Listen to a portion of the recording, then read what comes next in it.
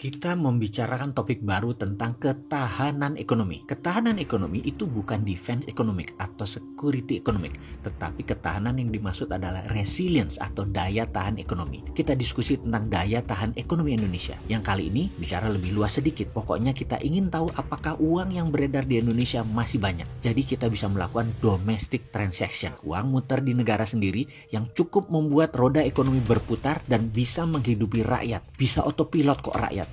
Bisa buat uang sendiri kok rakyatnya. Bener ya? Nggak perlu sang menteri yang mendapatkan gelar menteri terbaik di dunia itu kita repoti dengan urusan UKM. Sudah banyak urusan kerjanya. Oh iya, gelar itu kenapa Ernst & Young, EY yang menerbitin ya? Itu kan perusahaan auditor deh sejauh yang kami tahu. Bukan lembaga yang pas untuk menilai good governance sebuah negara kayaknya. Seperti perusahaan apa ya kita kasih contoh? Brakri Award misalnya. Lalu memberikan si Bosman Sontoloyo gelar pebisnis paling nyeleneh sedunia. Ya bagi saya si penerima mengucapkan terima kasih. Tapi ya nggak usah propaganda sebagai keberhasilan Indonesia. Terus kategori menteri terbaik di dunia dari kacamata apa ya? EY kan perusahaan. Atau ini akal-akalan agar jasanya dipakai terus di Indonesia? Ngapunten ya, mudah-mudahan saya salah data.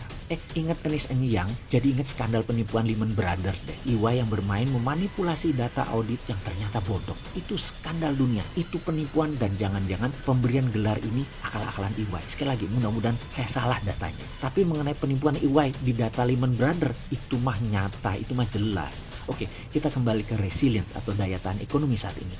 Bagaimana performanya? Kita lihat fakta saja. Kita mulai dari target pertumbuhan ekonomi Indonesia 4 tahun terakhir. Di set 7%, tidak tercapai. 2015 pertumbuhannya terendah, 6 tahun terakhir hanya 4,79%, alias kali pertama perekonomian Indonesia tumbuh di bawah 5% dibanding 6 tahun sebelumnya. Angka 4,79 itu jauh di bawah target 7%. Tapi lidah bisa berkelihat, kita bisa tambah embel-embel ekonomi dunia lesu, maka ekonomi Indonesia ikut lesu.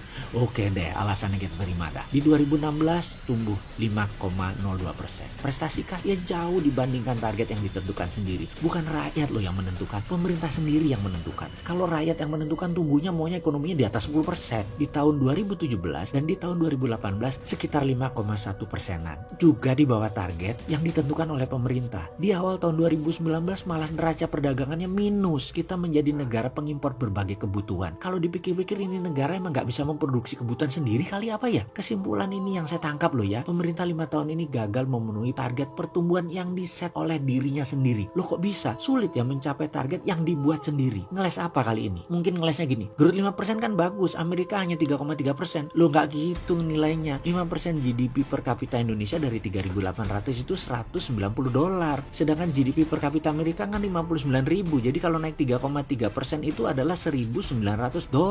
Jadi ya gedean 3,3% lah. Jangan lihat angka 5% dibanding 3,3%, tapi lihat dari nilai keseluruhan. Kita naik $190, Amerika naik $1.900. Artinya kita hanya 1/10 kenaikan GDP Amerika. Ya jauh. Jadi ke depan bagaimana kalau kita buat target bukan berdasar presentasi, tetapi bagaimana kalau kita naik berdasarkan nilai sebenarnya? Berani nggak kita ke depan menyebutnya kita akan naik $1.000 per tahun tumbuh GDP per kapita? Sekarang pertanyaannya, mana programnya?